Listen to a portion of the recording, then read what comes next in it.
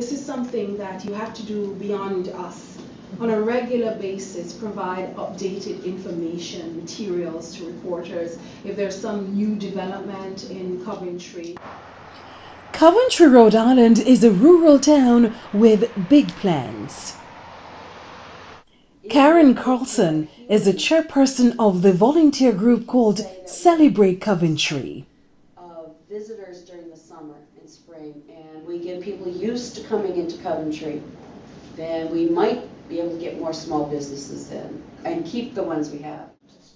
My students and I met with her and her team to figure out how we could help them to rebrand Coventry. Are you trying to bring in out-of-town people? Are you trying to use local talent, outside talent, stuff like that? Who are you looking to?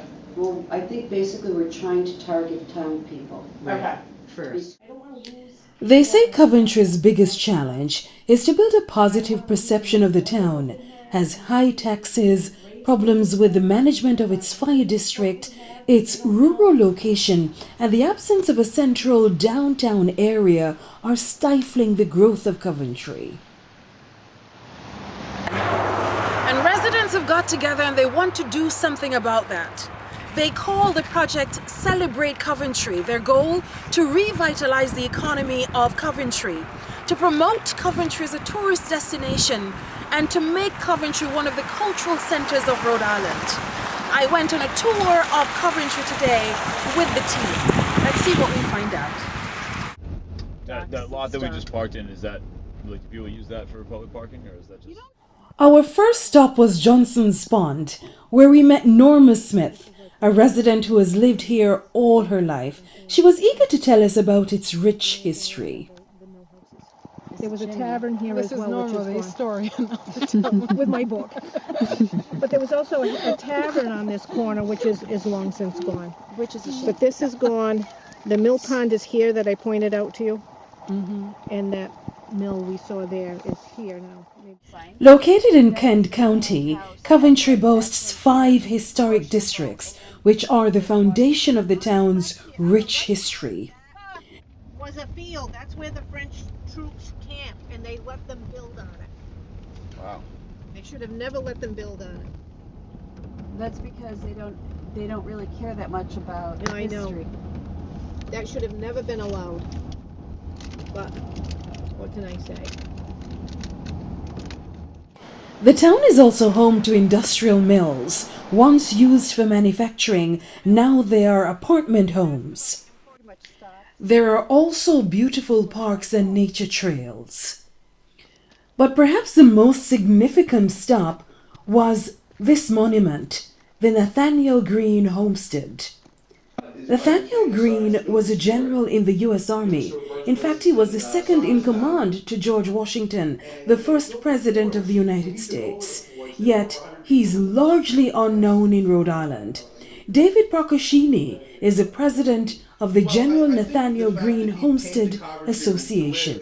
And this is where he planned to settle down for his entire life. He died shortly after the war, so he never get to spend his whole life here. He ended up moving to the south, and the house moved on in his family. But this was the house that he built, that he planned to live his entire life in, and it was built by his own 2 hands, and it's the monument to him as an individual and his dreams, and that how he pretty much sacrificed himself to form the nation.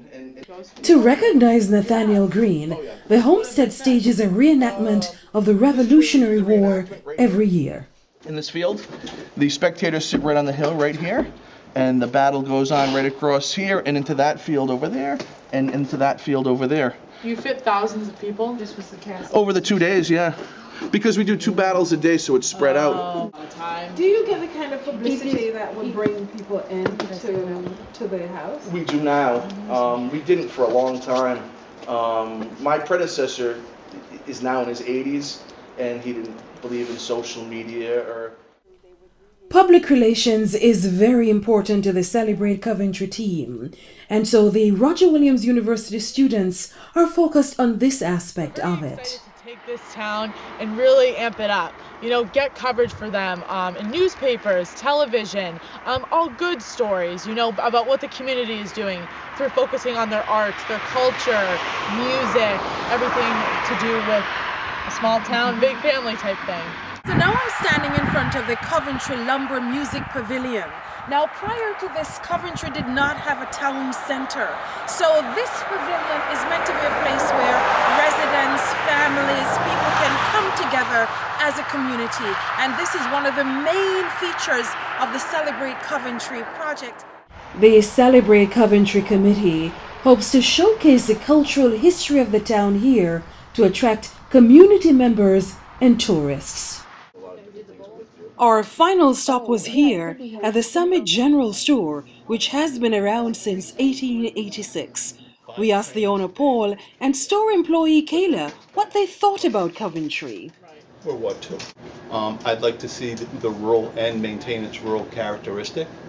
You know, I'd like to see the center of town maintain its characteristics and stuff. So, you know, I'd like a lot of things to stay the same. Improve-wise, I don't think it needs to improve that much because we do have everything that we need. Just more people to know about it, like the woods. Like I'd like to stay. What do you want people to know the most about Coventry? That it's just like a fun place to raise family. It's a good family town. I do like that. A lot of kids go outside. There's a lot to do outdoors-wise. So you don't have plans to leave Coventry anytime soon? Probably not, no. The taxes are a little high to own a house, but no, not anytime soon.